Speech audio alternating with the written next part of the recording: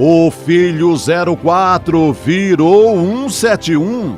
Polícia faz busca e apreensão na casa de Jair Renan Bolsonaro. Veja com Guga Noblar. A temperatura subiu na CPMI do golpe. Teve deputada enquadrando colegas e suspeita de gesto supremacista. Telefone sem fio. As conversas secretas do empresário que espalhava fake news com o procurador Augusto Aras. A análise é do jurista Lênio Streck. Permaneça em silêncio, deputado. O ICL Notícias, segunda edição, está no ar. Tem a grande oportunidade hoje de esclarecer para a nação todos esses fatos.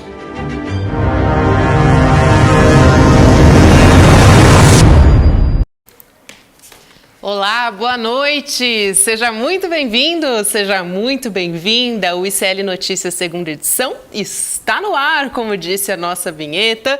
Eu sou a Gabriela Varela e hoje a gente tem muito assunto para tratar neste programa. A gente tem Jair Renan sendo alvo de um mandado de busca e apreensão pela operação da Polícia Civil do DF. Operação que foi deflagrada contra um grupo suspeito de estelionato, falsificação de documentos, sonegação fiscal. Vamos entender tudo isso. Tem CPMI do 8 de janeiro, como sempre, a gente teve treta na CPMI, como todos os dias. Depoimento do sargento Luiz Marcos dos Reis, que é apontado como autor de movimentações financeiras ao tenente-coronel Mauro Cid.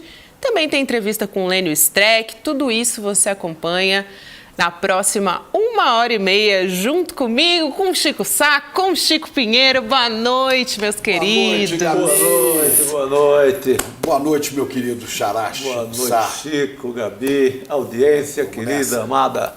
É isso aí. E hoje é quinta-feira, também nos acompanham, além do YouTube, os canais Instituto Conhecimento Liberta, Eduardo Moreira, também o canal Com Brasil, que é de uma rede de televisão pública comunitária disponível em algumas operadoras de TV por assinatura. Hoje, quinta-feira, 24 de agosto de 2023. Também dou boa noite para você que nos assiste de Tubarão, Canoa, Rio Grande do Sul, Timbaúba, Pernambuco, Curitiba, Além Paraíba, Goiânia, Divinópolis, Cocal, Piauí, Salvador, Salvador, maravilhosa. Beleza. São José de Mipibu, Rio Grande do Norte. Tem também cidade de aniversário, a gente fala aqui todos os dias. Quem que tá de aniversário? Lá no estado do Chico Sá tem Ubajara, no Ceará. Opa! Tá fazendo 108 anos. Ubajara tem umas preciosidades. Né? Tem uma gruta que é uma maravilha. Olha só! E é frio, viu? Cuidado, se for para Ubajara, leve casaco. Não pense assim que é no Nordeste, no Ceará. Não é assim, não. É uma região de montanhas. É da Serra de Ibiapaba, lá em cima. Lá tem um parque nacional pequeno, mas muito rico, com grutas, onde foi encontrado, inclusive, um fóssil, um crânio fossilizado de um urso brasileiro de 10 mil anos. Exatamente. Então estão lá as grutas de Ubajara, já cheias de viveram riquezas. por lá. É terra ali, os romances de Uiracema, do Zé de Alencar, tudo passa por ali. É ficção, mas é um cenário imaginado por ali. É bem lembrado, né? O Ubirajara é um fóssil. Ubajara. Porque tem o fóssil Ubirajara, esse povo todo que é do Ceará. Que é do Ceará também. Muito bem lembrado. Agora, quem nasce em Ubajara é o bajarense. Um beijo para todos os bajarenses. 108 Estão de anos. parabéns hoje. Muito bem. E você que está assistindo aqui, acompanhando o canal, já pode dar aquele like pra gente, porque olha, ontem eu estava vendo que a gente estava só com metade de like, então as pessoas estavam nos assistindo, mas não estavam dando like. Rapaz. Então, fazer a lembrança aqui para você já no início do programa, dá aquele like pra gente, ativa o sininho para receber todas as nossas informações desde o início do ICL Notícias segunda edição. E também participa, né, gente? Você pode participar no chat, mas também mandando o seu vídeo pra gente, comentando os assuntos do programa. Grava aquele vídeo na horizontal, celular deitadinho, 15 segundos. Você manda pra gente no WhatsApp, 11 9899 2893. Chico Pinheiro, o que a gente vai falar hoje? Olha, eu tô me lembrando, agora bateu na minha cabeça aqui uma frase, né, daquela figura horrorosa do Roberto Jefferson, que numa CPI lá da época acho que foi aquela CPI do Mensalão, né? Sim. Falou o quê com o Zé Dirceu? Vossa Excelência desperta em mim os meus instintos mais primitivos. Muito bem. Jair Bolsonaro despertou em muita gente nesse Brasil seus instintos mais primitivos e nefastos.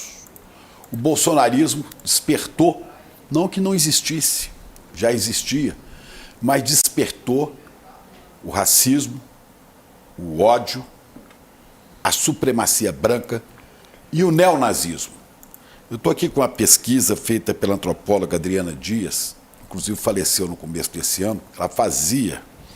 Ela fazia essa pesquisa e em 2020 ela detectou em Santa Catarina 69 células neonazistas, variando de 3 a 40 pessoas, que cultuam a figura do Hitler, né, que usam símbolos do nazismo, a suástica e tudo mais, que leem conjuntamente livros, né? A revista Piauí depois fez uma reportagem atualizando isso em maio deste ano. Bom, eram 69 células neonazistas em 2020. Em 2022, em Santa Catarina, havia 320 células neonazistas. Quer dizer, este número triplicou durante o governo Bolsonaro, os 2 primeiros anos. A cidade de Blumenau, lá foram detectadas, a cidade de Blumenau tem 360 mil habitantes. 63 células neonazistas só em Blumenau. São Paulo é a capital que tem o maior número. A grande São Paulo, com 12 milhões de habitantes, né, a São Paulo tem a cidade de São Paulo, 99 grupos neonazistas. São dados que eu vim pesquisando aqui. Não é? E isso, mas isso não tem nada a ver com Bolsonaro? Claro que tem, porque os símbolos do neonazismo, eles se juntam também aos símbolos dessa supremacia branca, que era, né, a eugenia era uma das características do nazismo, né? E em outros países, os Estados Unidos, da Ku Klux Klan. Né? E um dos símbolos deles é bebê leite. Os bolsonaristas aí, São Miguel do Oeste aí. Olha aí que coisa. Né? Bebê leite, né? Tá aí ao lado do ex-presidente da Caixa. Chico, e uma imagem toda ensaiadinha, é tudo combinadinho, não é uma coisa assim, bebendo leite. Estava passando ali e pegou um copo de leite, não. Isso é imagem feita para isso. Esse aqui podia dizer, escuta aqui, tá ok? Eu tenho um problema de estômago, eu tenho que tomar leite. Não, os 3 tomam, né? E fazem essa foto. Não bastasse isso, Bolsonaro recebeu, no ano de 2021 ou 2022, Beatrix von Storch. Beatriz von Storch é neta de um ministro de Hitler e é líder de um partido de extrema-direita na Alemanha. Foi recebida por ele no Palácio do Planalto. Como ele não tem compromisso nenhum com a verdade, o pai da mentira, que nós já dissemos aqui, ele também vai lá no Museu do Holocausto e faz um discurso em defesa dos judeus. Mas as pessoas que combatem o neonazismo estão de olho e sabem disso. Vamos ver, hoje aconteceu um episódio, o Brasil tem hoje 1.117 grupos catalogados de neonazistas.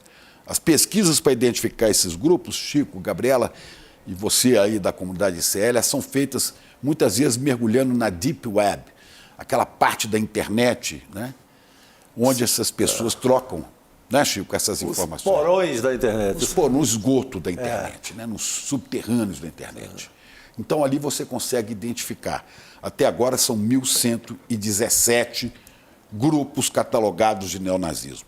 O neonazismo é algo que tem que ser combatido, que é Bolsonaro com a foto com um sósia de Hitler. Achou bonito. O neonazismo tem que ser combatido todo o tempo, em todos os lugares.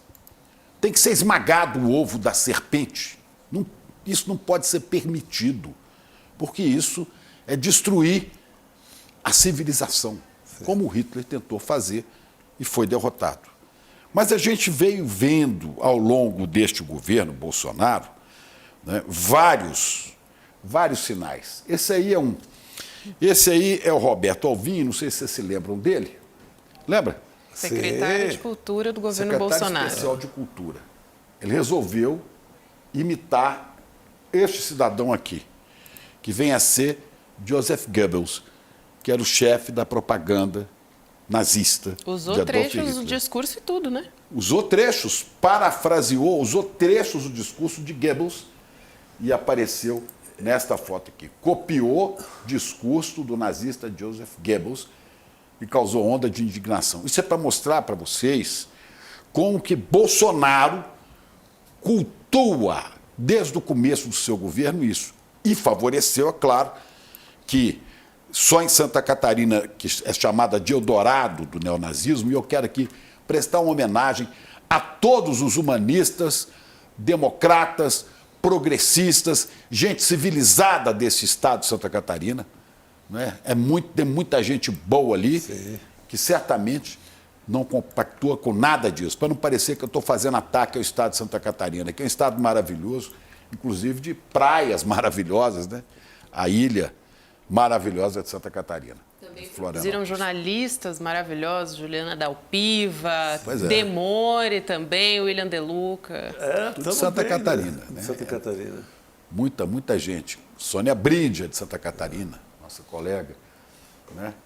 Mas, infelizmente, esses grupos encontraram ali, talvez pela presença de muitos que saíram da Alemanha depois da Segunda Guerra Mundial e escolheram Santa Catarina para viver e resolveram recuperar isso. Isso é muito devido também à falta de informação, à falta de estudo, porque se as pessoas estudassem e soubessem realmente o que foi o nazismo, essa propaganda não seria disseminada com tanta facilidade.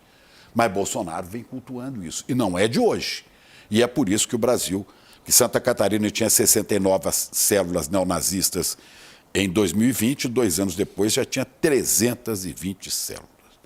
Agora vamos ver mais. Nós já mostramos aqui o Roberto Alvim. Mas tem também o Felipe Martins, que era assessor para assuntos internacionais do governo Bolsonaro.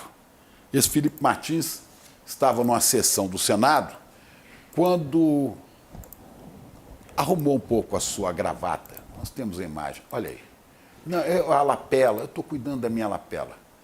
Isso que ele está fazendo aqui é um símbolo nazistoide e atrelado também aos supremacistas brancos, tanto da Alemanha quanto dos Estados Unidos, como o bebê leite é outro símbolo. Isso é que os americanos chamam de dog whistle, apito para cachorro. Existe um apito para você chamar cachorro, eu não conheço, mas é um apito que vem numa frequência que só o cachorro é que escuta. Então ele está falando só para os seus cachorros.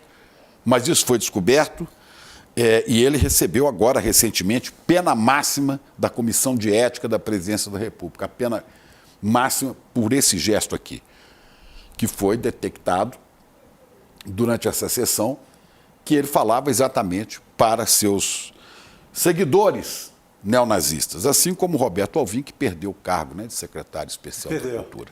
Né? E Felipe Martins, ele chegou a ser também denunciado pelo Ministério Público Federal, mas ele foi absolvido, né, pela 12ª Vara Federal Criminal do Distrito Federal. Quando descobertos, eles vêm com a desculpa. Não é nada disso, eu estava... ele falou que estava ajeitando o paletó. Estou ajeitando a lapela, né?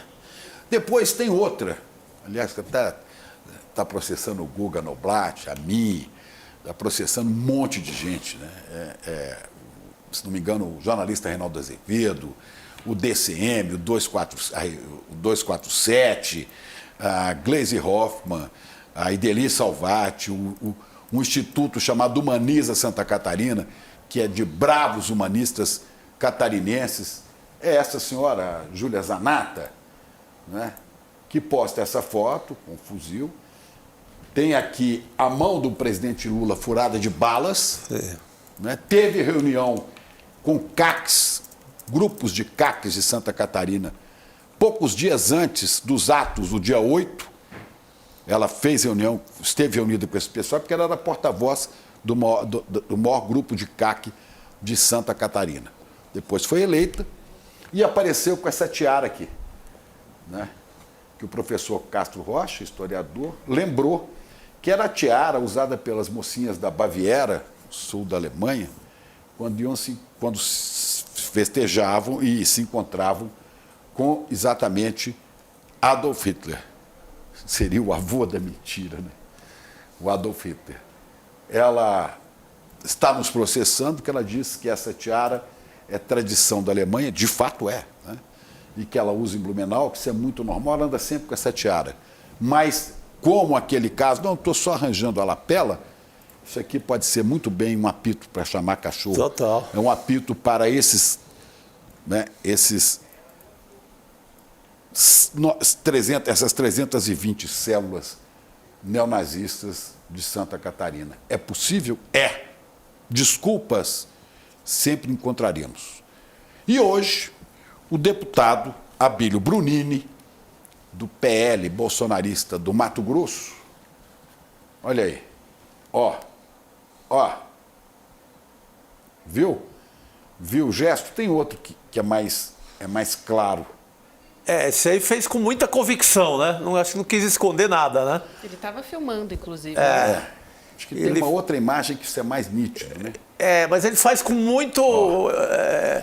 ensaiou para fazer isso, da forma tão bem feita que ele faz. O outro disse que passava, arranjava a lapela, e esse aqui disse que não. Eu estava dizendo, e de fato estava dizendo para o presidente da comissão, isso aí é na CPMI dos atos golpistas, que ele estava querendo mais 3 minutos de fala. Eu quero 3 minutos. Você conhece alguém que faz 3 assim? Não. Né? Quantos dias você vai ficar fora? 3 dias. Não, eu faço assim. Né? Ninguém faz assim 3 dias, né? A não ser que você esteja embaixo d'água numa aula de mergulho. Né? Que é assim. Aí você tem que fazer, né? Porque assim é para subir. Ok. Eu sei que eu mergulho também. Então, exatamente. Vamos ver aqui o que isso quer dizer. Nós temos aí uma imagem. Olha, viram? Vamos repetir isso aqui. Ele faz e dá uma sacaneada, né? Dá uma sacaneadinha. Olha aqui. White Power. Olha o P, tá vendo? Poder branco. É um símbolo racista, supremacista, nazista. Hoje, depois de descoberto, de flagrado com esse gesto, ele chamou a assessoria e entrou com um boletim de ocorrência para dizer que estava sendo acusado injustamente de propagar símbolos racistas, supremacistas, nazistas. O deputado Túlio Gadelha, do PDT de Pernambuco, disse que está abrindo um processo contra ele, o deputado Abílio Isso na comissão de ética, Brunini. Chico? Ele está tomando essas providências. Não é? Então tá aí, sorri, já falou para a sua galera, não é? Olha eu aqui. Já mandou o recado, né? Já mandou o recado. Quer dizer, nós temos que estar muito atentos a todos estes gestos, estas falas, assim como o Roberto Alvim citava trechos de Goebbels, assim como o Bolsonaro e sua curriola tomavam leite, eles fazem assim, a outra põe uma tiara e por aí vai. E não dá para esquecer, né? Qual era o lema do Bolsonaro? Brasil acima de tudo. Qual era o lema de Adolf Hitler? Deutschland über alles. Alemanha acima de tudo. Não, Jair. O Brasil não será uma Venezuela, até porque o senhor já saiu do poder. O Brasil jamais será uma Alemanha nazista. Não passarão. É isso.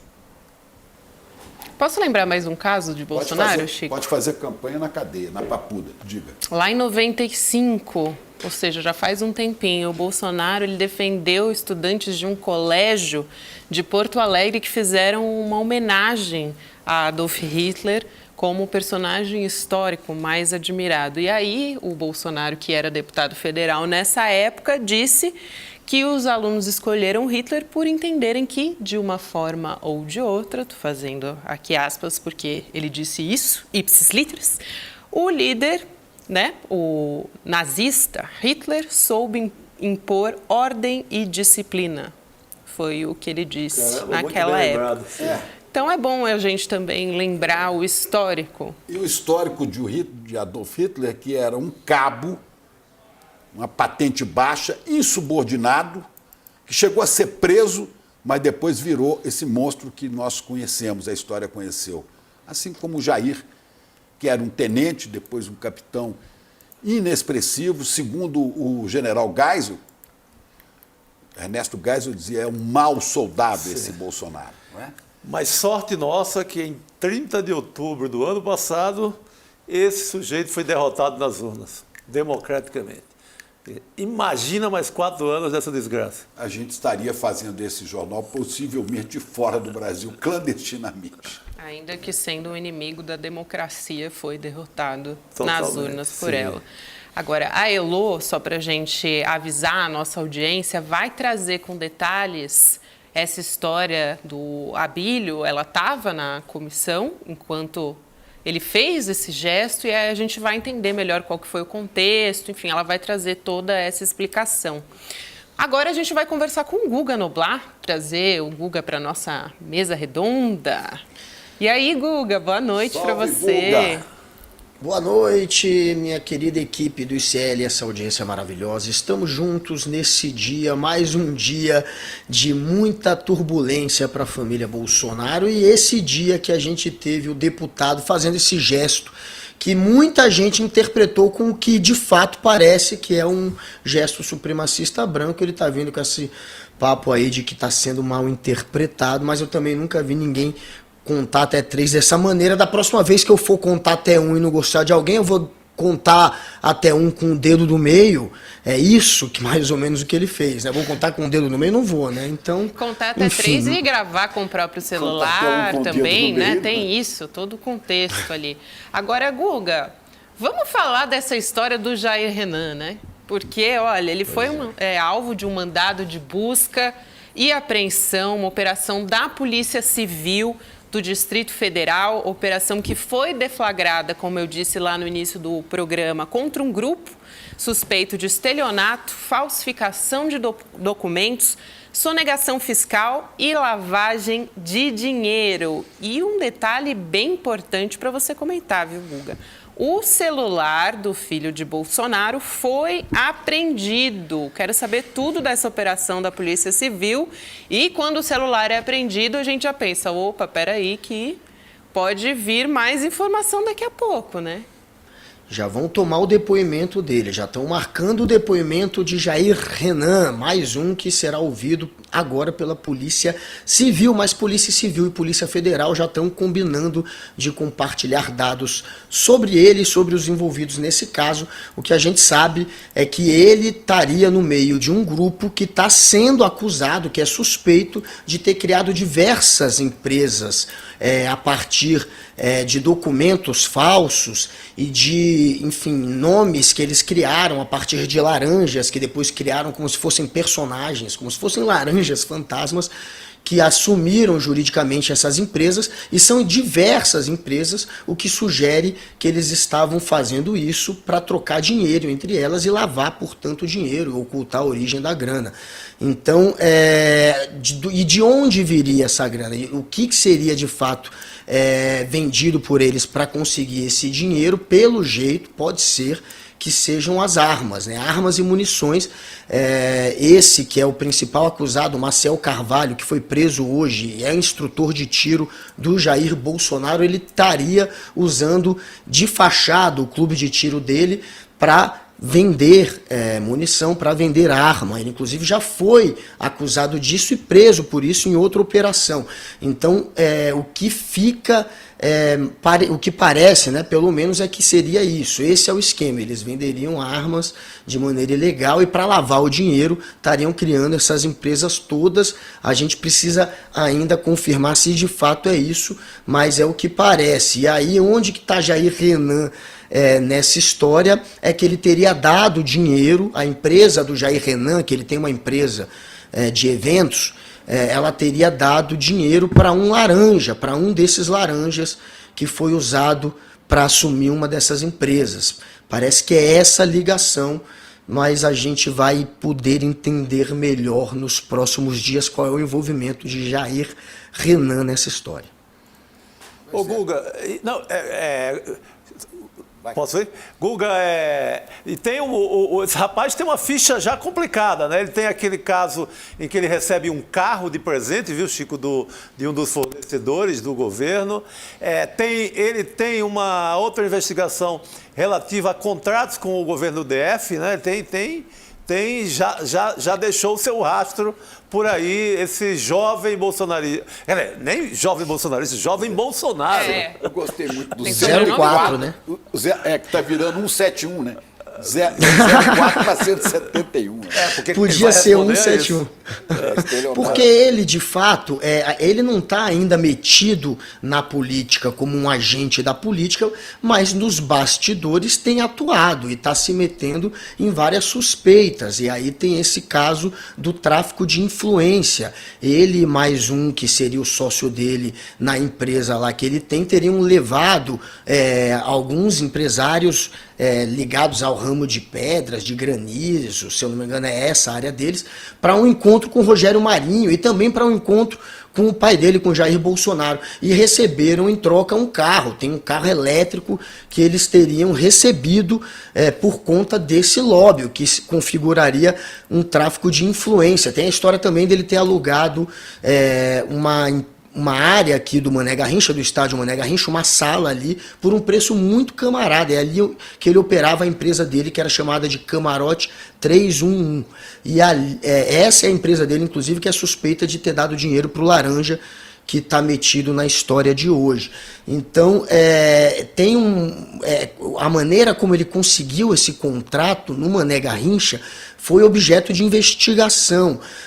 Na época, a Secretaria de Turismo daqui, que estava sob o comando da Celina Leão, que era a vice do Ibanez, ela teria se reunido com o Jair Renan e depois não quis repassar para a imprensa e nem para um cidadão, o Marivaldo, eu acho que é o Marivaldo, que agora faz parte do governo, que é um advogado que pediu para ter acesso à reunião. Eles negaram, dizendo que era sigiloso, porque poderia colocar em risco a família do presidente. Aí depois que a justiça obrigou a eles, né, a contarem o que tinha acontecido, quando caiu o sigilo, a Celina Leão e a Secretaria de Turismo disse que não tinha registro do encontro, porque era um encontro sem relevância. Então saiu de sigilo total para proteção, para não ter relevância e não temos, portanto, o que mostrar. Então tem essa história do tráfico de influência, tem essa história do aluguel que ele fez, tem a mansão da mãe dele, que ele mora com a mãe dele,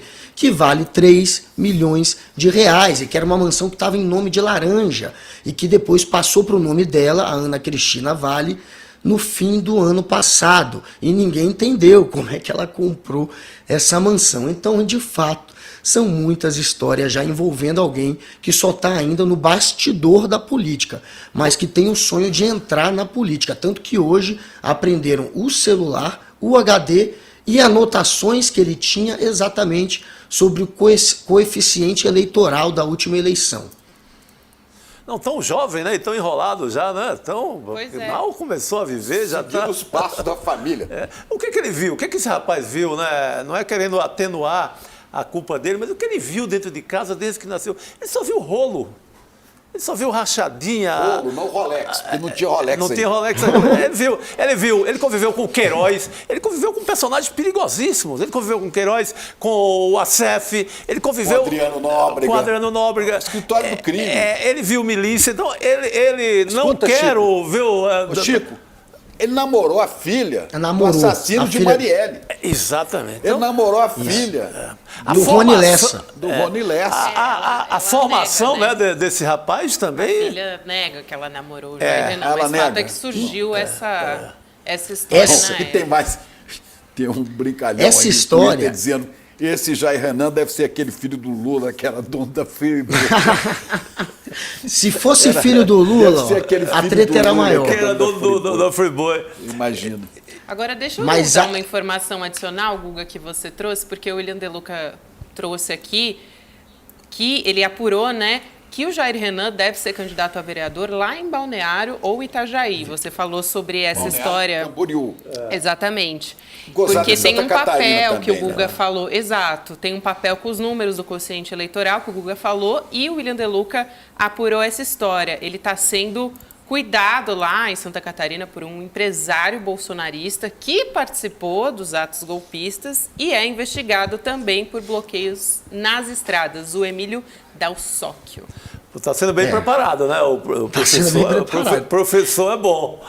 E está trabalhando, entre aspas, para o Jorge Seif, que é o senador, que só virou senador porque foi ministro da pesca do Bolsonaro, e só foi ministro da pesca porque o pai dele se formou na academia militar com o Bolsonaro, e o Bolsonaro era muito amigo do pai dele e colocou, portanto, o filho, já que o pai também era ligado, o pai é empresário desse ramo da pesca, a família Seif ganha muito dinheiro exatamente com o ramo da pesca, e o filho virou o ministro da pesca, e agora senador. E para retribuir o que ganhou de Bolsonaro, agora empregou Jair Renan, que está lá trabalhando supostamente para ele. E Jair Renan supostamente namorou a filha de Rony Lessa, mas dizem que isso é só uma desculpa para o Bolsonaro poder justificar várias ligações de telefone entre a casa dele e a casa do miliciano. E aí ele justificou com esse papo de que era ligação entre os dois namoradinhos, o filho e a filha,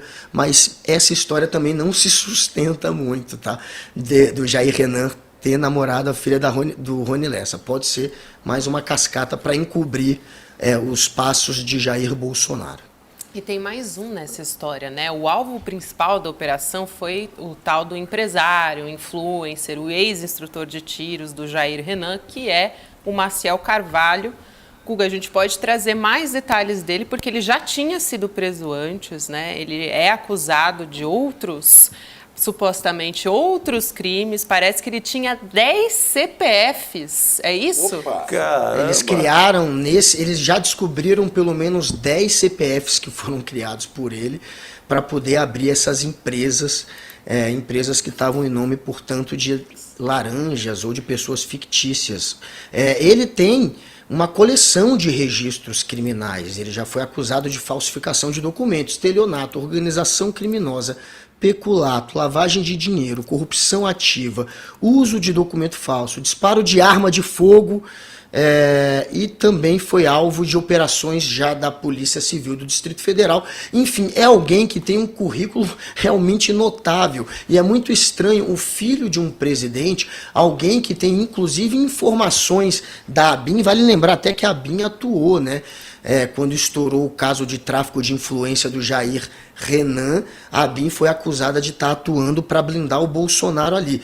E a gente sabe que a ABIN era usado pelo Bolsonaro, enfim, como se fosse uma agência que atuava em prol da família dele. E é bem provável que ela repassasse também informações para o Jair Renan, se ele quisesse. Mas mesmo assim, pelo jeito, ele não sabia que estava frequentando o clube de tiro e se tornando colega de alguém com um currículo desses, né? O advogado de defesa dele, que foi contratado hoje, no lugar do Assef, que até então era o Assef, agora é o Admar Gonzaga, o mesmo que defendeu o Bolsonaro lá no TSE, alguém muito competente.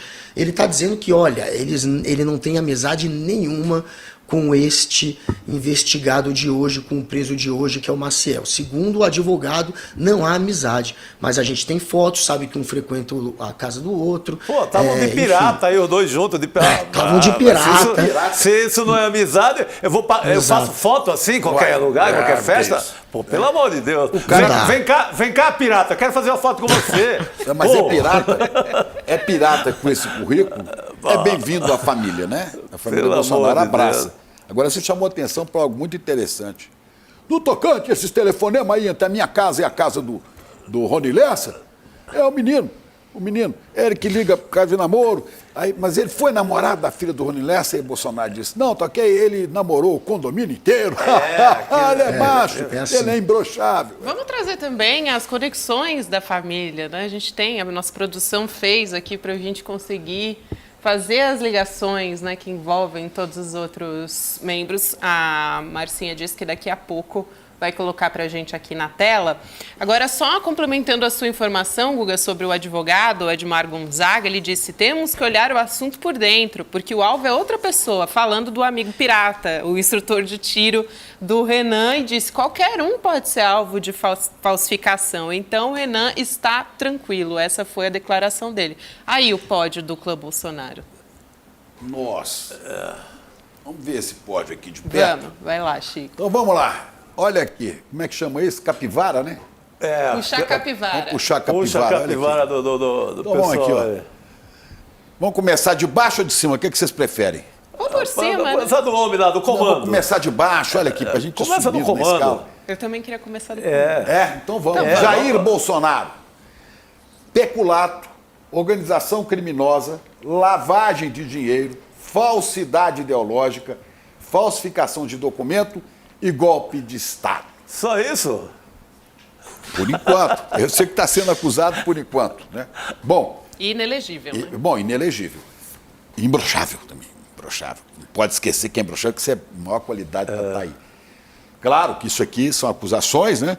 Ele vai responder à justiça por essas acusações. Aqui está Flávio Bolsonaro, o senador. Peculato, organização criminosa e lavagem de dinheiro. Depois vem Carlos Bolsonaro, também conhecido como Carluxo. É um luxo. Peculato, organização criminosa e lavagem de dinheiro. Aí vem o Eduardo, que dizem que é Dudu Bananinha, que o cérebro é do tamanho de uma banana, né? É cérebro, não é isso que vocês estão pensando. Não. Bananinha. Exatamente. Acusações de fraude em emenda parlamentar, lavagem de dinheiro e corrupção. E o 04, que está sendo promovido a 171, de 04 para 171, que já entra com a promessa de ter na sua capivara lavagem de dinheiro, sonegação fiscal, estelionato, falsidade ideológica e falsificação de documento. É Nossa, pouco, hein? Largou bem o rapaz. Largou né? bem. E veja o que há em comum em todos os personagens. Lavagem de dinheiro. Chega uma hora que eles não conseguem provar de onde é que vem a grana. De onde é que vem todo aquele dinheiro vivo. Não, Então, é algo comum em todos eles. E os que têm poder peculato, né? porque- Que é apropriação de dinheiro de indevida. bens públicos. Né? Exatamente. O Jair Renan não tem peculato porque não ocupou cargo público até agora. Ó, mas se bobear, o Dudu querendo, pode ter, viu? O Eduardo Certo. Bolsonaro pode ter. Porque eu duvido que não tenha feito rachadinha. Rachadinha, segundo o Código Penal, é peculato. Sim, Então pode ser que tenha sim. feito rachadinha, então faltou peculato ali. Isso é tradição da família. Mas cada um tem sua ficha, uma ficha que... Então pode considerar. E você vê que eles estão. O Bolsonaro contratou agora um belo advogado, Admar Gonzaga. Na primeira vez, quando estourou aquela história do tráfico de influência, o Bolsonaro deu uma queimada no Jair Renan, falou que era um garotão, não colocou a mão no fogo por ele. Acabou até fritando, de certa maneira, o filho publicamente. Dessa vez, não. Dessa vez, ele de imediato já colocou um advogado de primeira linha ali para defender o filho, não é mais o Assef, agora é o Admar Gonzaga, o que demonstra muito pelo contrário, não que ele está tranquilo, porque se estivesse tranquilo não ia ter que gastar tanto com o advogado, mostra que ele está muito preocupado, por isso que vai torrar uma grana com alguém que cobra tão caro como o Admar Gonzaga e que goza da confiança do Bolsonaro, é um dos que inclusive passou Pix pro Bolsonaro, deu 5 mil reais para Jair Bolsonaro, um daqueles que mais doaram. A gente falou da lista, né, dos empresários que acabaram doando uma grana a mais via Pix, e ele estava no meio. Ele que agora é o advogado de Jair Renan, ou seja, Jair Renan está sim com muito medo do que pode acontecer. Ó, esse Edmar Gonzaga, né, foi ministro do TSE, o Tribunal Superior Eleitoral, nomeado pelo Michel Temer. O Temer tinha a prerrogativa de nomear, acho que 2 advogados para a composição do TSE, e nomeou exatamente o Edmar Gonzaga. Então é um ex-ministro, né? Ele é tido como um grande especialista, né, no mundo eleitoral. É um dos secretário-geral, estou vendo, secretário-geral do Aliança pelo Brasil. Vocês sabem o que é o Aliança pelo Brasil? Aquela tentativa de partido, né? É um partido, né? É um partido. Não, acho que não. Não vingou? O Não Bolsonaro rolou. tenta, né, Guga? Não vingou. Ele não A consegue. Organização Não Brasileira de Não teve Extrema-Direita assinaturas, quis virar né? partido político. Lembra que o Bolsonaro fez o Eram, símbolo acho que dele 500 todo com mil. balas? Mas não Foi. teve assinatura suficiente para virar um partido. Exatamente. Seria Só número para 38, inclusive, por causa do calibre, lembra? Isso. Exatamente. Também a gente falou do entorno de Jair Renan, só para a gente não deixar, daqui a pouco vou me despedir do Guga, mas a mãe do Jair Renan é a Ana Cristina Siqueira Vale, que é a suspeita de ter iniciado aquele esquema de rachadinha quando ela trabalhou no gabinete. Isso mesmo. É a segunda mulher de Bolsonaro, né? É a segunda mulher. É a segunda, exatamente. Porque ali é o seguinte, segunda é Deus, mulher de pátria, Bolsonaro. família, e essa família tem várias etapas. Exatamente. Então, essa é a segunda. Olha, e eu fico imaginando, Chico, ele tem um monte de ex-mulher. É muito caro você bancar tantos filhos e tantas ex. E mesmo assim ele conseguiu, né, enriquecer tanto. Saiu de um Fiat. Bolsonaro entrou com um Fiat para imóveis, inúmeros imóveis comprados com dinheiro vivo, uma parte deles. E o que explica isso, obviamente, é a denúncia que essa daí, a mãe do Jair Renan, Ana Cristina Vale, fez, enquanto eles estavam se separando.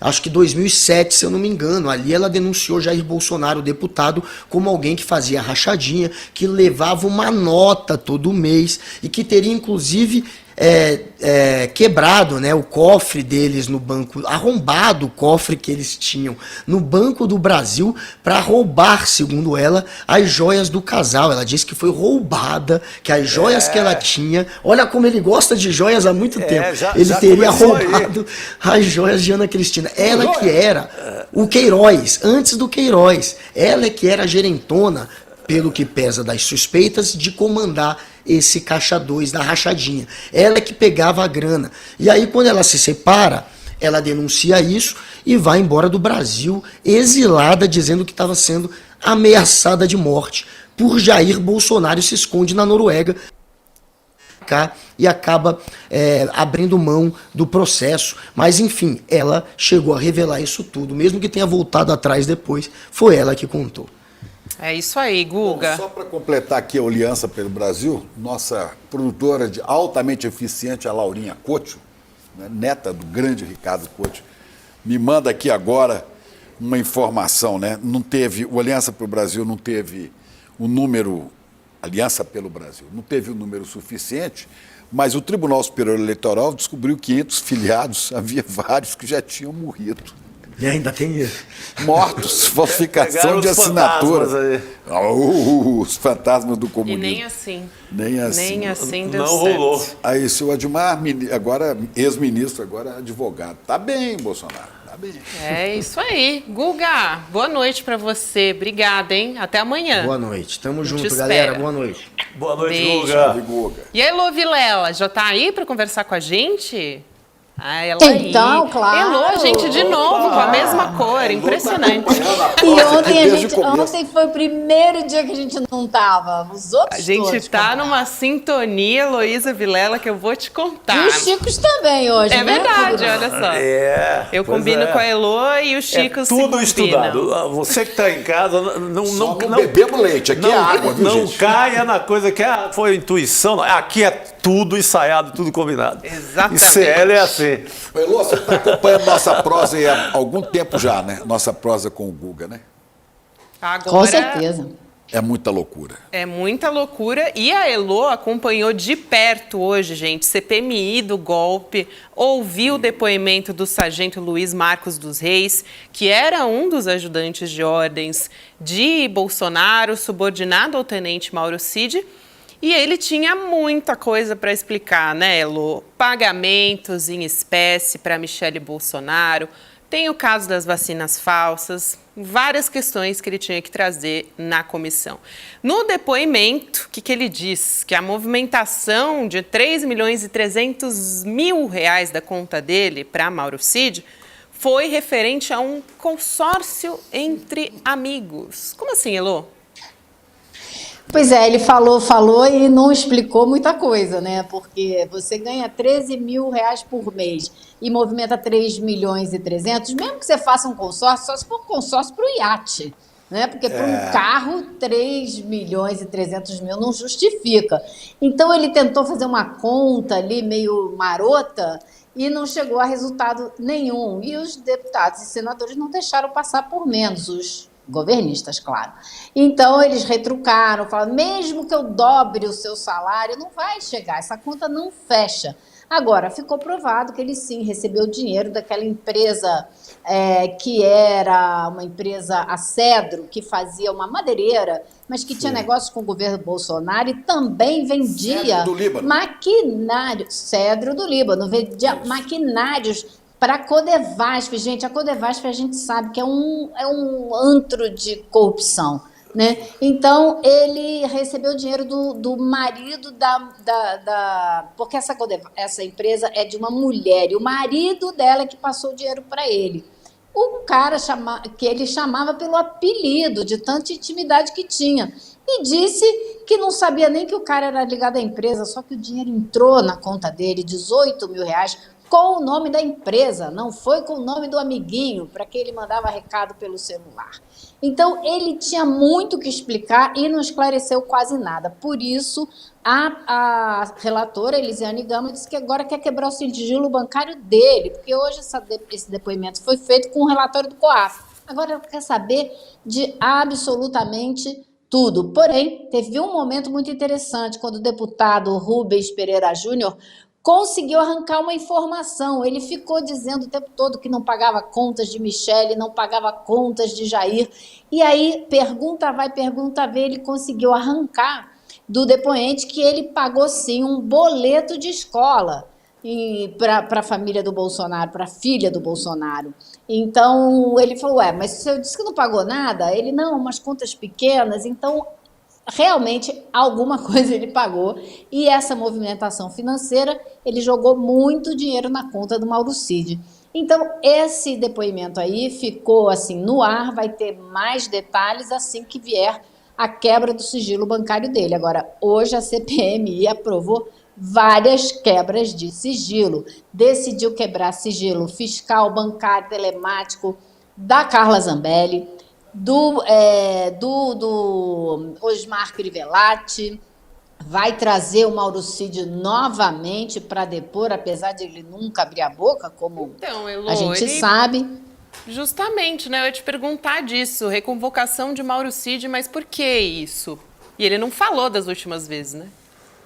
Pois é, eles estavam querendo fazer a cariação para ver se forçam ele a falar. Também estavam achando que agora que já saíram tantas provas, vazaram tantas informações, que talvez ele falasse. Então, eles vão trazer para constrangê-lo e ver se conseguem arrancar alguma informação. Eu não poria muita fé nisso, não, porque ele não anda querendo falar, né? Ele anda muito quietinho.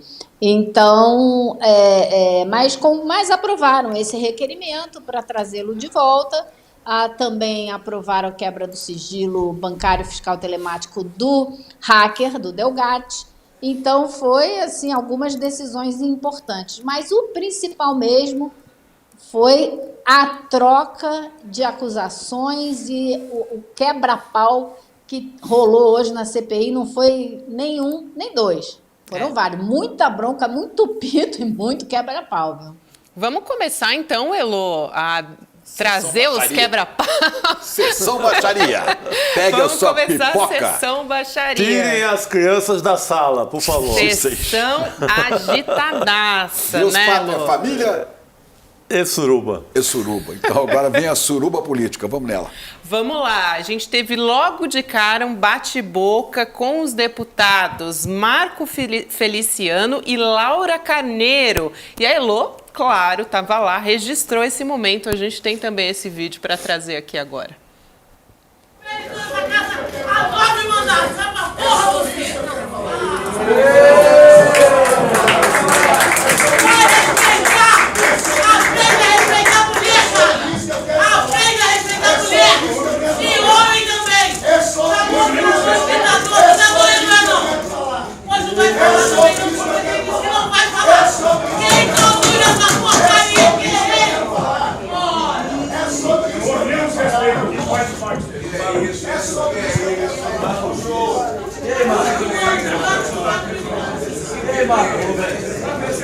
Olha, essas mulheres na comissão são sensacionais, porque não deixa passar, não.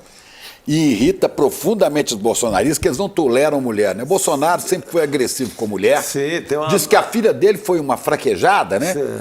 Ele acha que não vale nada. Ele tinha a mania de atacar jornalistas, mas especialmente as mulheres. E essa turma bolsonarista Especialmente faz... as mulheres. Marco Feliciano, são todos esses A idiotas. senadora Elisiane Gama também, terça-feira, foi alvo também do Feliciano, né, Elô? Então, era esse o contexto que eu queria dar para vocês, porque a Laura também reagiu já com base nisso. Já na semana passada houve essa situação a portas fechadas, onde a Elisiane diz que o Marco Feliciano gritou com ela gritou de volta, ele diz que não, diz que foi ela que começou. Porém, no fim da história, no fim do bate-boca, ele foi lá e pediu perdão a ela. Ele pediu perdão. E ela saiu da sala e tinha um monte de jornalistas esperando. Ela não mencionou nada dessa briga, porque ele pediu perdão, ela aceitou o perdão e seguiu em frente, pois ele foi para as mídias sociais descascar a Elisiane. Aí ela não aguentou e respondeu. Então, essa briga hoje já tem a ver com esse contexto, que as mulheres já estão irritadas com o Marco Feliciano. E hoje, o que aconteceu foi que o presidente Arthur Maia deixou rolar um debate entre oposição e governistas, uma fala para cada um, e o Feliciano queria continuar no debate, reclamando dos requerimentos e tal. Ele disse, não vai falar, acabou, agora a gente vai para a oitiva e tal. Aí ele falou lá atrás, fora do microfone, ditador. Foi aí que a Laura partiu para cima dele com esse discurso que vocês viram. A gente tem a fala da Elisiane também, né? Coisa, eu não sei se é esse deputado, mas havia alguns aí comprando briga, inclusive esse Abílio também, que não são membros da CPI, estão lá assistindo e se metendo no meio da confusão. Não, esse ele também, é. Esse não, é ele é membro da CPMI, e Gabi, você ia falar da fala da Elisiane, foi mais tarde, né? Depois que passou isso tudo, houve a oitiva e tal, ele provocou novamente. Aí ela respondeu. E a resposta dela é demolidora. Vamos ver? O senhor é Bora pastor. pra fala. Mas como o senhor me disse na última reunião, não vou mais lhe chamar de pastor, porque o senhor me pediu para eu não lhe chamar mais de pastor. E, de fato, o senhor não merece se chamar de pastor. Porque o pastor, ele não é carregado de ódio, pastor Marcos Feliciano. O pastor não olha para as pessoas com o olhar que o senhor olha para cá, para esta mesa. Eu quero dizer que esse olhar não me intimida, pastor Marcos Feliciano. Eu cheguei aqui nesta casa com suor. Eu enfrentei a fome. Eu nasci numa casa de palha e piso de chão, e eu fui eleita sem ter um vereador na minha igreja, na minha casa, e sem ter centavo nenhum, apenas como jornalista. Hoje eu sou senadora da República do meu país. E eu quero dizer que não é o seu olhar torto e nem a sua forma de intimidar que vai me intimidar aqui, desta tribuna onde eu sou relatora. Você foi um hipócrita comigo, você pediu perdão e você não levou em consideração o perdão. Que Deus abençoe a sua vida e que o Senhor, Deus tenha misericórdia das mentiras que o Senhor profere aqui, se escondendo atrás do púlpito como pastor. Nossa, olha. forte a fala, hein? Demolidora mesmo. você falou. Demolidor. Vê a cara de canalha, né? Quando a câmera vai nele. E olha, eu vou te dizer, ela foi falando e ela foi crescendo, e você vê que ela foi ficando com cada vez mais raiva. E ela contou, para quem quisesse ouvir, que ela, quando era jovem, na igreja dela, ela vendia cachorro-quente para a igreja juntar dinheiro para poder levar o Marco Feliciano para dar palestra. E hoje ela se sente quase que traída pelo pastor que ela está conhecendo na CPMI, que, como ela disse, é carregado de ódio. Os discursos que eles fazem na CPMI, vocês não têm noção, porque a gente não tem mostrado aqui. Mas são discursos abjetos, exatamente carregados de ódio. Outro dia ele chamou quase todos nós jornalistas de Goebbels. Disse que nós somos todos Goebbels. É uma coisa assim absurda os discursos que ele faz. E aí, na hora que começa a CPMI, que tem aniversário do Arthur Maia, ele pede licença e faz uma reza, gente. É uma coisa realmente inacreditável. Elô, só para eu entender, ele falou Goebbels de Joseph Goebbels? Sim, senhora. Mas é ídolo deles. Ora, É eles que admiram, Não, você tem que né? ver os discursos que ele faz, são, assim, pavorosos, carregados de ódio. Ela tem toda a razão quando ela diz isso. Impressionante mesmo. Agora, falando nessa referência, eu fiquei horrorizada aqui, a como ele se referiu aos jornalistas. A gente teve também um momento do deputado Abílio Brunini, que é do PL do Mato Grosso. No meio da sessão, no início também do programa, a gente falou sobre isso, porque ele fez um gesto, que é o mesmo gesto que neonazistas de supremacia branca fazem. A gente vai ver esse momento de novo, para poder discutir aqui com o Elô. Olha lá. Dá para ver que ele faz esse gesto com a mão esquerda e ele está filmando com a mão direita. Eu não sei se a gente tem a fala dele no vídeo. Tem um filme A gente dele. tem. Esse filme que ele fez com a mão direita. Isso. Tem esta imagem. A gente vai que ele colocar postou também isso. para mostrar. Olha aí, olha aí. Olha lá. Como eu estava falando, toda essa cena que a extrema-direita faz aqui... Então, dá mais 3 minutos. Obrigado. Como eu estava 3 minutos, ele ri. Vai, não, ele Cretino. é muito dá de risada? Cretinice. É muito de propósito. Ele faz com muita convicção. Olha lá. Eu vou E ri. discordar de vocês um pouquinho, tá? Porque Então, eu eu quero sou entender o advogado-diabo contexto, sempre, né? Elô, que isso aconteceu. Não, boa, porque Elô, você você estava lá. Você estava na Você cena. perto da cena do crime. Então, o que acontece, né? Primeiro, o histórico. O Brunini só participa da CPMI para atrapalhar, para fazer bagunça. Ele já foi chamado mais de uma vez de aluno de 5ª série, etc. Hoje ele levou um pito do Arthur Maia, porque ele fica bagunçando. E o Arthur Maia disse para ele, mais uma vez, o senhor será expulso dessa sessão e não O senhor nem é poderá da mais CPI. entrar na CPMI. Então, ele só vai para fazer bagunça. Ele fica atrás das pessoas botando chifrinho, pegando o ângulo da câmera da TV Senado, aí fazendo assim com a mão atrás da pessoa, para a pessoa não ver mais aparecer na câmera. É uma baixaria completa. Não foi ele também, Elô, que falou do comediante lá, do áudio de Bolsonaro? Ele falou, podia ser um comediante. Foi ele que fez essa referência também, não foi? Não me lembro. No Delgatti. Mas eu sei que que colocou aquele toda áudio, né? vez... Não foi ele, não. Foi o ele foi lá Feliciano. na frente do Delgatti falar, você comeu picanha do Lula hoje, fazer videozinho. Isso, Então, exato, foi ele. toda vez que o Duarte Júnior vai fazer as suas perguntas ao depoente, ele fica atrapalhando. E o Duarte Júnior, então, vira para o Maia, quero mais 1 minuto porque ele está me atrapalhando. Aí o Maia dá mais 1 minuto. Isso acontece em todas as sessões. E aí, hoje, aconteceu a mesma coisa. O Duarte Júnior começou a fazer as perguntas e ele começou a falar um monte de coisas ali, atrapalhando. Aí o Duarte Júnior, mais 1 minuto. Aí o Maia vai lá e dá mais 1 minuto. E foi nesse momento que ele gravou esse vídeo, mostrando ali no fundo, vocês veem o Duarte Júnior, e ele fala, dá mais 3 minutos, como quem diz, vai, dá para esse bebê chorão aí mais 3 minutos. Foi nesse sentido. Então, tem esse histórico e tem o fato de que ele está constantemente gravando o vídeo. Ele faz isso o dia inteiro dentro do Congresso. Não sei o que mais que ele faz, mas isso ele faz o dia inteiro. Então, esse é o contexto que eu queria dar para vocês tirem as conclusões que quiserem. Acho que Você pode discutir se ele aproveitou essa situação para fazer esse gesto, pode discutir isso.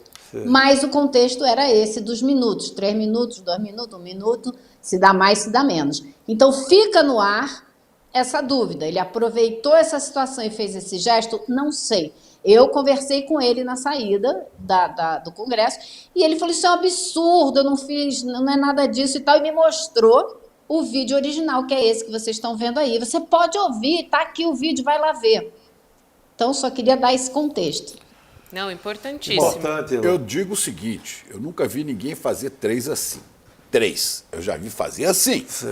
Tem 3 músicas. Assim, não. Bom, pode ser, mas eu também, sabe, também tem uns que consertam a lapela do paletó, assim, ó, né?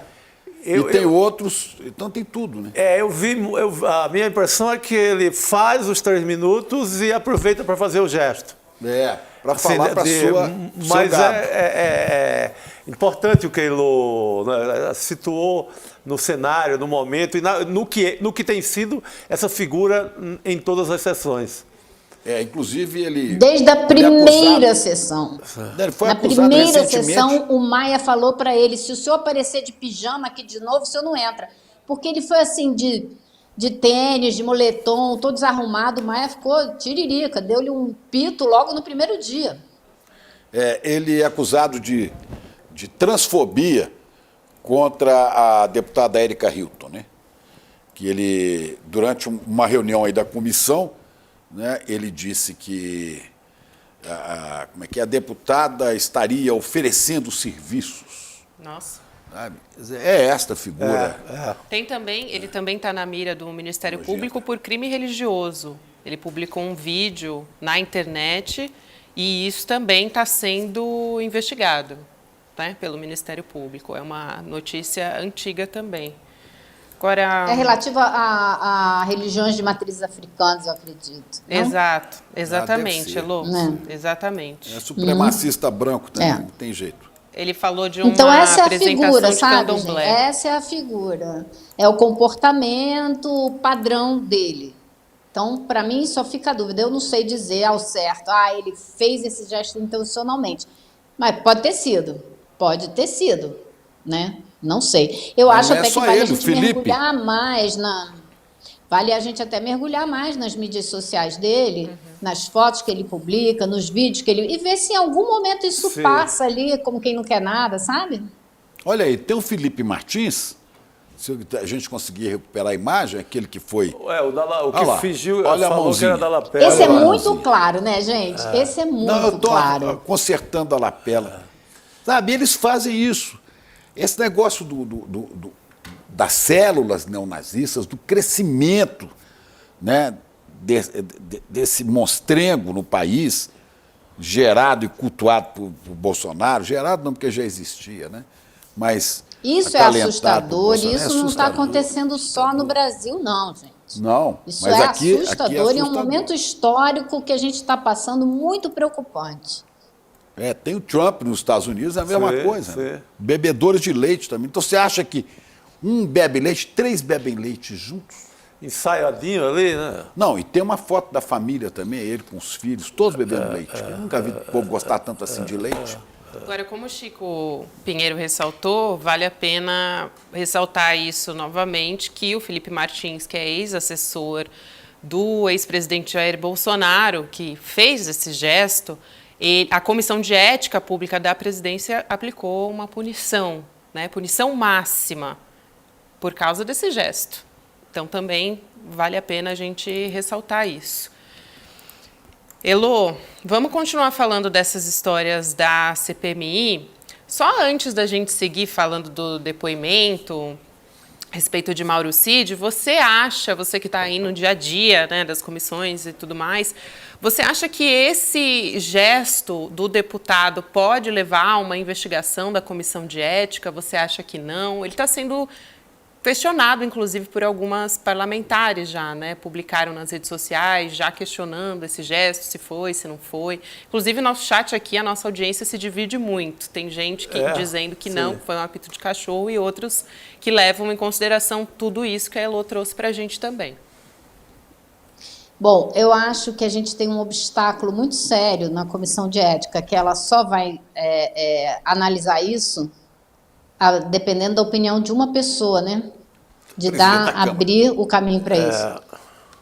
Preciso dizer mais alguma coisa? Não. Por que andou rapidamente a reclamação na comissão de ética contra as deputadas que se manifestaram no dia da votação do marco temporal em defesa dos nossos indígenas? Também Essa andou por serem rapidinho. mulheres. Também é o modo Agora, bolsonarista, porque são mulheres. 6. Né? Você acha que o Arthur Lira vai se mexer para mover uma ação no Conselho de Ética contra o Brunini? Eu não apostaria minhas fichas nisso. Chance zero. Zero. Eu acho.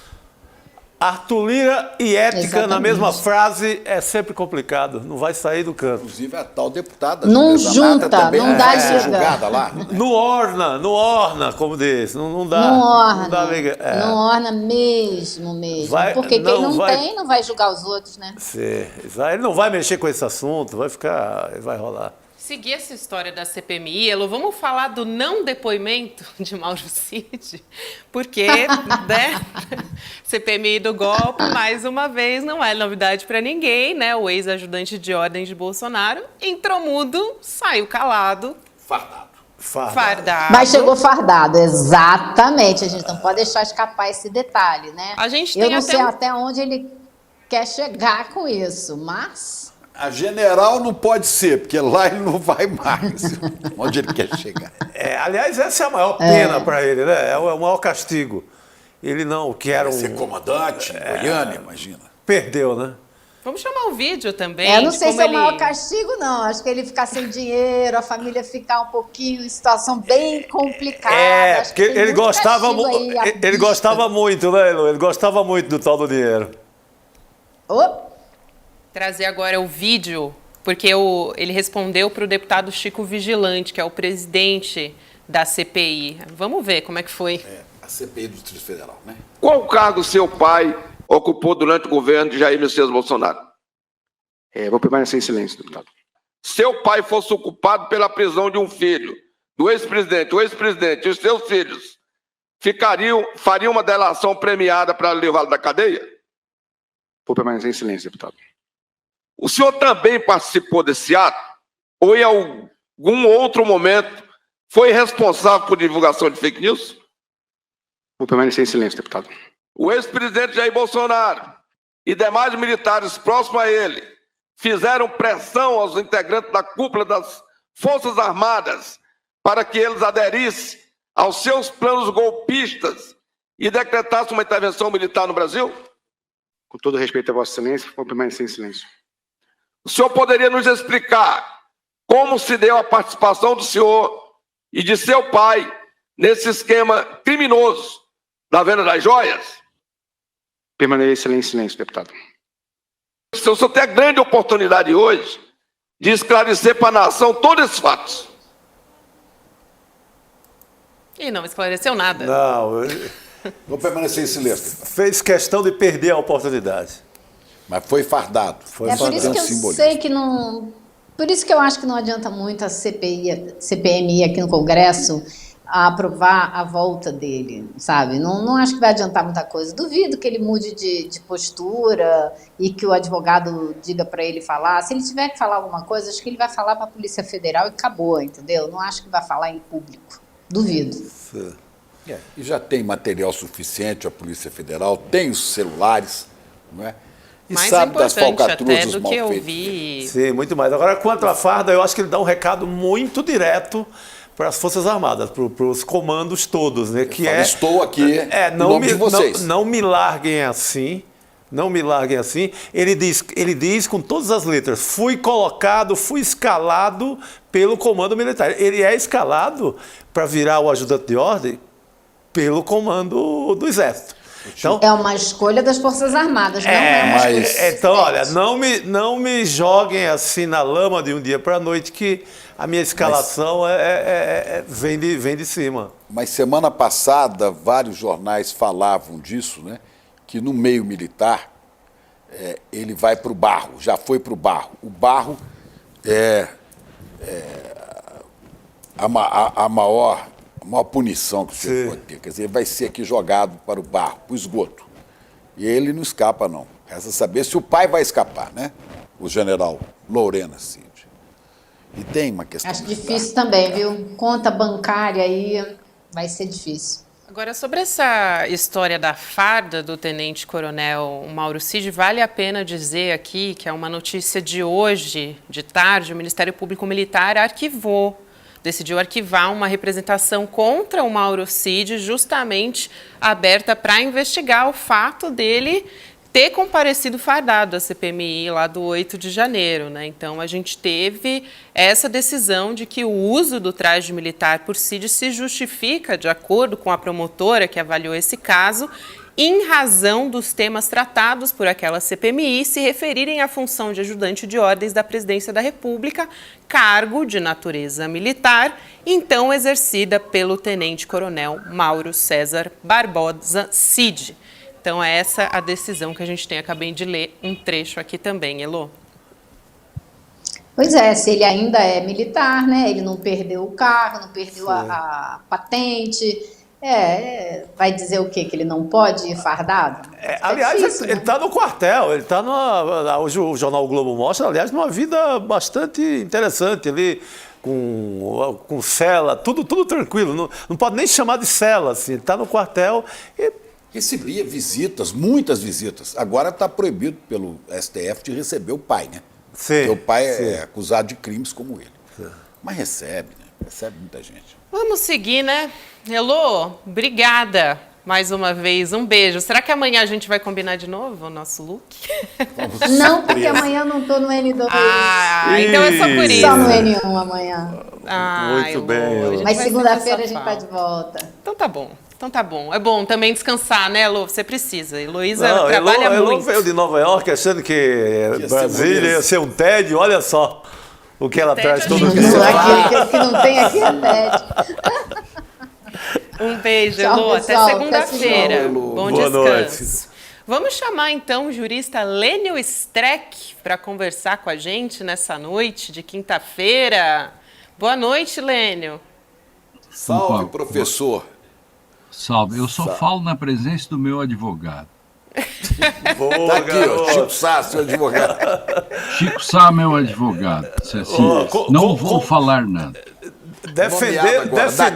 Defendê-lo é fácil, defender o Lênio, imagina, moleza total. Vou permanecer em silêncio. Agora, eu assisti hoje e achei assustador, pessoal. E aí vem toda a questão. Eu estou comparando com Trump, que está indo para lá para ser arrestado, né, preso. E vejo, por exemplo, na CPMI, o senador de Santa Catarina chamar Lula de ladrão 2 vezes. E o modo arrogante como o bolsonarismo se comporta é apenas um sintoma daquilo que a gente vem dizendo. Ou o establishment, ou o governo, os liberais, a esquerda, se coloca no sentido de cobrar das instituições, Ministério Público, etc., principalmente o Ministério Público, uma forte atuação e dar uma resposta institucional, ou nós vamos pagar mico e isso vai ser um passapanismo. Não, o Bolsonaro continua não ser indiciado, grande parte dos seus asseclas continua pintando bem pimpão, pintando e bordando. O Ministério Público Militar arquiva coisinhas do tipo não tem problema de ir de farda, mas não tem problema nenhum não falar nada.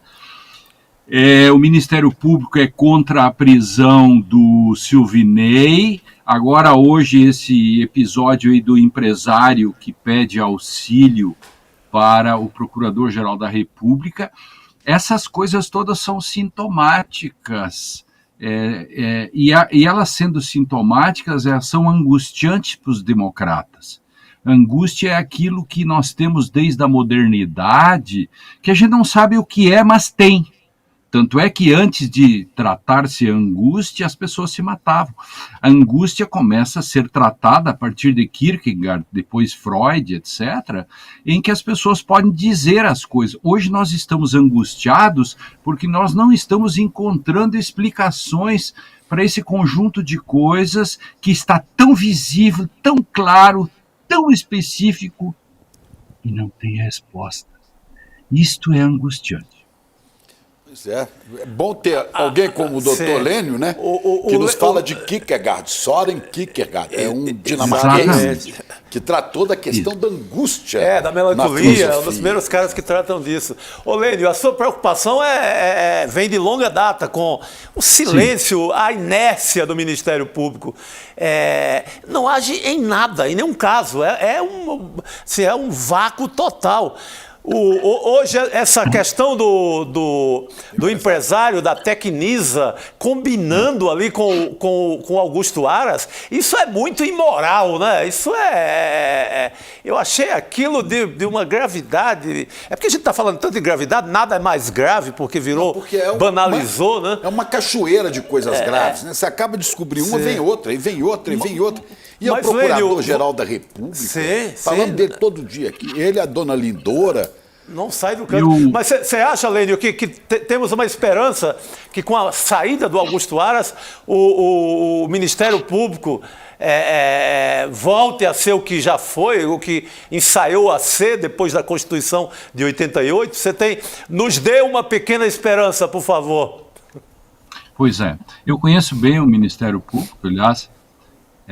Eu fui 30 anos praticamente. Tentei ser procurador-geral aqui no meu estado, mas os membros e tal sabiamente não me elegeram. O povo é sábio e perdi, portanto me escapei dessa. Eu penso que eu não tenho muita esperança não, porque a questão não passa simplesmente por uma troca de chefia. Há algo maior, há algo institucional, há algo estrutural. O Judiciário e o Ministério Público são conservadores. Veja o backlash, eu vou chamar isso de backlash, a volta, né, que se dá quando o sistema rebate. Veja o backlash da sentença do juiz que meteu-lhe 20 anos no hacker, porque o hacker representa o antibolsonarismo naquele sentido de, não ele mesmo, mas os atos dele que mudaram a República, e o juiz deu-lhe 20 anos, que ninguém entendeu até agora, só o juiz entendeu essa decisão, mas é sintoma. Eu sempre procuro pegar isso pelo sintoma, entendeu? Para tentar entender. Em janeiro, no dia 9 ou 10 de janeiro, mais de 50 procuradores da República fizeram uma representação contra Jair Bolsonaro por incitação de crime, etc., ao Procurador-Geral da República, e não se sabe o que aconteceu com isso.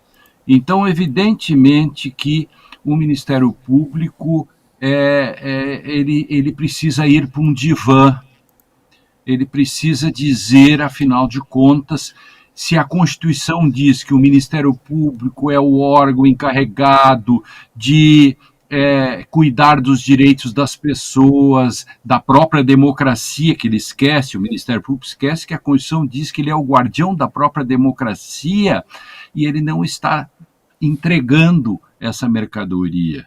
E agora, essa questão de hoje desse empresário é mais um ponto, é mais um degrau que se sobe nessa coisa toda que eu chamo, né, de uma espécie de pânico institucional. Há muito tempo eu criei essa expressão, que o pânico institucional é quando você tem todas as instituições à disposição e você vê que elas não funcionam. Chico Pinheiro, a minha metáfora é uma metáfora muito simplória, mas é boa de entender, porque às vezes nas platitudes estão as grandes sabedorias. Por exemplo, as instituições são como limpadores de para-brisa. Elas são úteis e funcionam se estiverem do lado de fora do carro. Do lado de dentro. Agora, Lênio, Isso é platitude, mas funciona assim. Então, não adianta você ter as instituições se elas lhe dão o drible da vaca. Sim. Se elas não respondem. O Bolsonaro, até hoje, com tudo, o Bolsonaro não é nem indiciado. Isso é um fenômeno. É um fenômeno. E pior, isso não gera, Chico Pinheiro, isso não gera uma estupefação. Nós perdemos a nossa capacidade de indignação, nós perdemos nossa capacidade de ter percepção, porque nós fomos banalizados, nós sofremos de uma bulimia informacional e uma anorexia de compreensão. E às entendeu? vezes, viu, professor, às vezes acho, Chico, você anda muito indignado. O dia que a gente não tiver indignação, abandonemos a profissão, a luta pelas coisas deste país, porque a indignação é nosso motor diário. E tem que dar indignação e comichão nas instituições para que elas se mexam. Uma comichão, aliás, comichão é feminina, eu não sabia. Tem que dar uma comichão neles. Exato, exato, é isso. É muita coisa. E o sintoma disso, a não resposta, o Ministério Público tinha que ser instado a dar essas respostas imediatamente. Eu brinquei esses dias aqui, na sexta que eu tive aqui, que segunda-feira eu esperava uma entrevista coletiva do Procurador-Geral da República, ou dos seus procuradores, explicando todas essas questões ligadas ao CID, etc. Gente, nós tivemos uma tentativa de golpe, o presidente da República pegou o avião, levou joias para lá, voltou, o seu advogado pega e devolve a joia, tudo isso acontecendo. Poxa. Professor, eu queria trazer uma informação aqui importante para a gente discutir, porque a nossa audiência aqui não para de falar disso, eles querem muito saber a sua avaliação, porque hoje o Supremo Tribunal Federal retomou o julgamento sobre a descriminalização das drogas, né? Em especial da maconha, e aí a gente teve os votos. O ministro Gilmar Mendes, ministra Rosa Weber votaram a favor, e o Cristiano Zanin, que foi indicado pelo presidente Lula, votou contra. Como o ministro André Mendonça pediu vista, a gente tem um placar, então, de 5-1 a favor da descriminalização. A gente, inclusive, tem um trechinho em vídeo que a gente vai colocar antes de você responder. Lênio, vamos colocar. A mera descriminalização do pote de drogas para consumo, na minha visão, apresenta problemas jurídicos e ainda pode agravar a situação que enfrentamos nessa problemática do combate às drogas, que é dever constitucional, nos termos do artigo 144, inciso 2, da Constituição da República. Não tenho dúvida de que os usuários de drogas são vítimas do tráfico e das organizações criminosas ligadas à exploração ilícita dessas substâncias. Mas o Estado tem o dever de zelar pela saúde de todos, tal como previsto no artigo 196 da Constituição da República. A descriminalização, ainda que parcial, das drogas poderá contribuir ainda mais para o agravamento desse problema de saúde. Eu quero perguntar, Lênio, como você vê a atuação de Zanin até o momento? A gente teve já uma primeira revolta de alguns grupos LGBTQIA+, depois do voto de Zanin no caso da transfobia. Agora a gente tem essa sinalização de Zanin contra a descriminalização, que também desagradou muita gente. Como que é a atuação dele no Supremo até agora? Bom, vamos lá. Eu sou um antiativista, né? Então, para mim, o Supremo Tribunal não tem que se meter em descriminalização das drogas e todas essas coisas, porque o Supremo cuida do passado, o legislador cuida do futuro. Nesse caso, o Supremo simplesmente tinha que decidir aquele caso concreto lá do bicicleteiro ou alguém que estava envolvido e tentar abrir uma grande discussão, talvez no máximo uma grande discussão, mas não decidir ele mesmo a fazer isso. Aí acontece esse tipo de coisa. Uns falam em 100 gramas, nem sei quanto é 100 gramas de maconha, e outros dizem que não pode descriminalizar. Então, nesse sentido, me chama a atenção uma coisa que eu sempre sou contra quando os ministros supremos dizem: na minha opinião, entre aspas.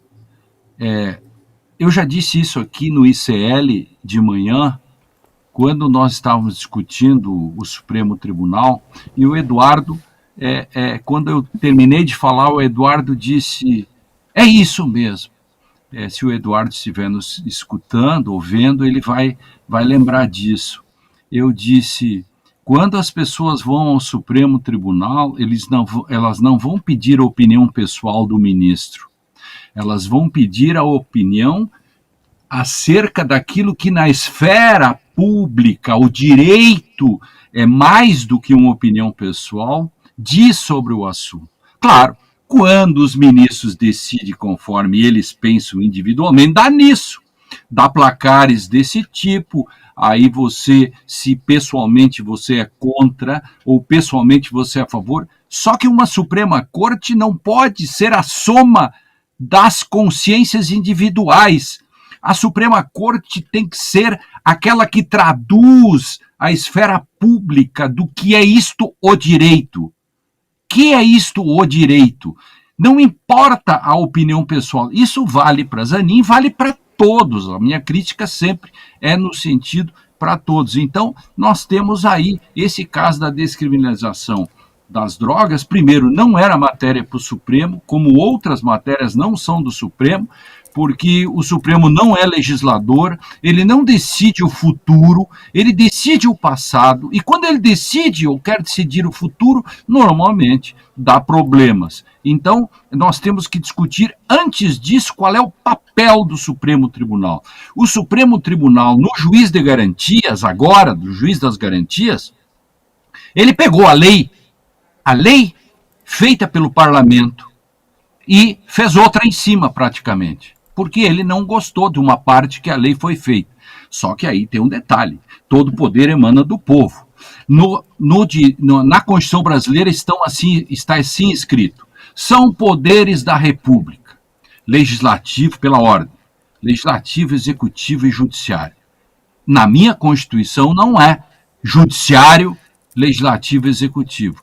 Nós temos que nos acostumar, é um longo processo, não sei quando isso vai acontecer, de que, e vou dizer mais, eu sei que isso é um problema, é uma coisa meio juridiquês, é chato, mas, por exemplo, o Brasil é o único país do mundo em que a Suprema Corte e os outros tribunais fazem decisões pensando no futuro. Quando no mundo todo os tribunais têm a função de cuidar do passado.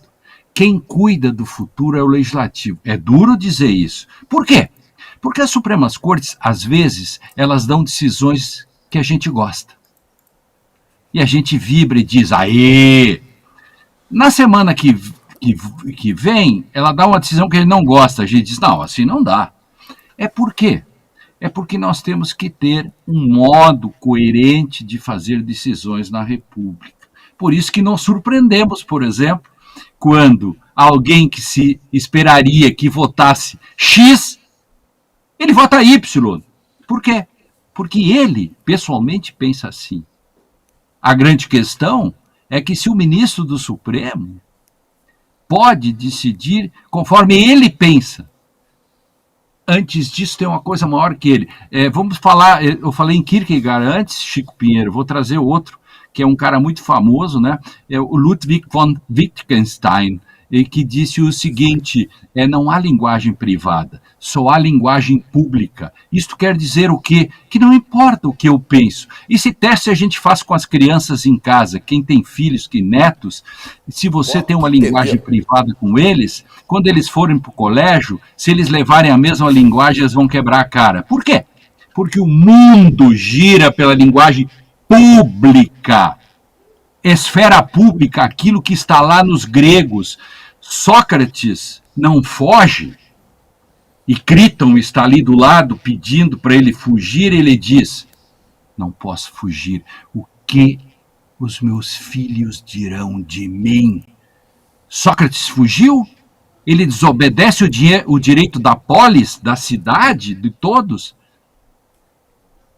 Quem me injustiçou não foi a lei, quem me injustiçou foram os homens. É um pouco disso, assim, peço desculpas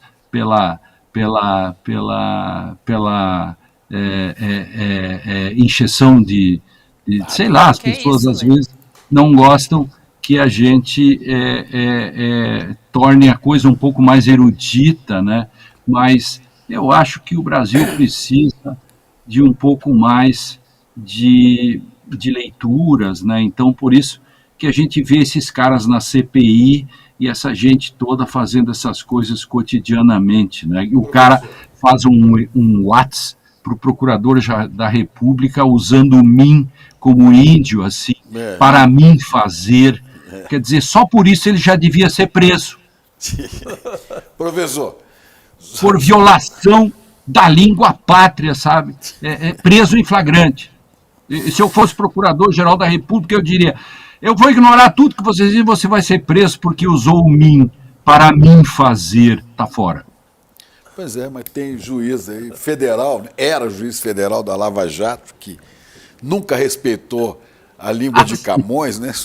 Bom, eu acho ótimo que o senhor traga tudo isso para que a gente pense em Wittgenstein, Soren Kierkegaard. E isso é muito bom, porque as pessoas começam a procurar e a gente aprende, né? Mas há muita coisa a ser discutida. Hoje não vai dar tempo mais, mas eu queria lembrar uma coisa. Se esse assunto é tocado e tem provocado esse assunto do ministro Zanin, tanto barulho, é pelo seguinte, é que se pegarem um rapaz branco com 100 gramas, 80 gramas de maconha, não acontece nada com ele. Mas se ele for pobre e negro, ele vai mofar numa penitenciária até não sabemos quando. É esta discussão. Isso que eu ia justamente trazer. Justamente. Mas essa a gente tem que levar outro dia, diga. Ainda dá, a nossa produção autorizou.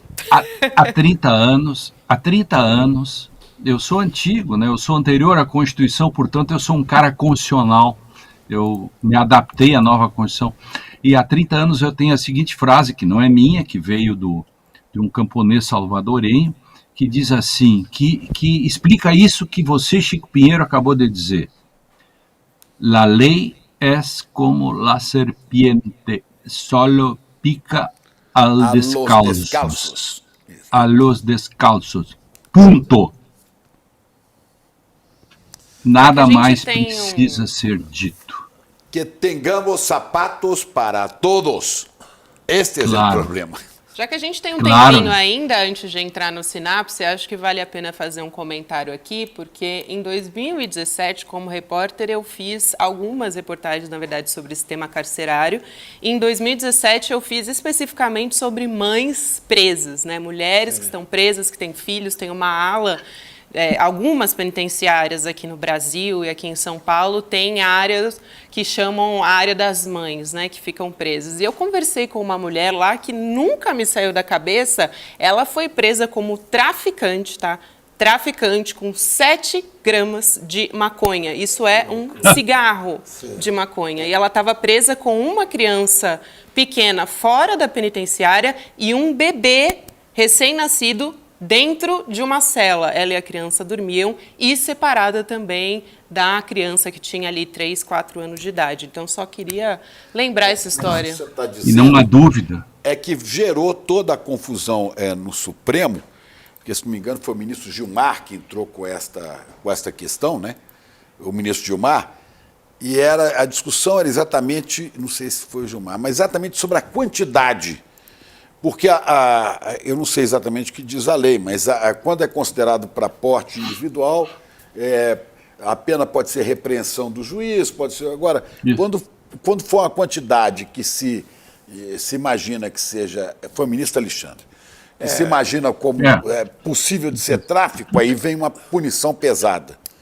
Não é? Então, e ele estabeleceu mais ou menos em 60 gramas o Alexandre Moraes. Eles consideram essa base de 60 gramas hoje o sistema como todo. Agora, todos nós que conhecemos, porque o Supremo Tribunal declarou há 5 anos atrás uma coisa que ninguém entende até hoje, o que só existe na Colômbia e aqui, que é o estado de coisas inconstitucional. O Supremo disse, em outras palavras, para quem não é do direito, ele disse o seguinte, o sistema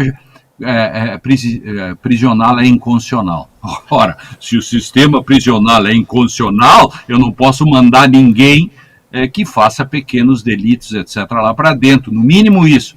Por isso que é óbvio que a descriminalização do uso tem que ser feito como os países democráticos estão fazendo. Agora, se isso é matéria do Supremo Tribunal, o grande problema é, se você deixa o Supremo decidir isso, amanhã ele decide o imposto de renda, amanhã ele decide outra coisa, e ele vai crescendo, e me consumindo. Eu não quero fazer uma música em cima disso, né? Muito Professor, bom, isso aí, ó, Valeu, Lélio. se não é matéria do Supremo, é matéria do ICL, e é um privilégio ter o seu pensamento luminoso aqui conosco. A gente quer continuar isso outro dia. Né? Claro, o que é papel de um, o que é papel de outro, e como é que a justiça é aquela, como las serpientes, né? Que pica nos pés descalços. Obrigado demais. Obrigada, Lênio. Boa noite. Valeu, grande sexta-feira amanhã. Vamos encerrar então, porque o Sinapse vem aí. Roberta Garcia, César Calejão e Carmen Silva, líder do movimento Sem Teto do Centro, que vai falar hoje, entrevista também importantíssima. Nossa, eles vêm numa falar de escalada, moradia. né? O Renato, Casagrande, Jean Willis, Carmen Silva, Sucesso grande, total. grande mulher, grande guerreira. Vamos ouvi-la, então. Um beijo para você que nos acompanhou até agora. Muito obrigada. Você fica agora na companhia deles, do Sinapse. Até amanhã.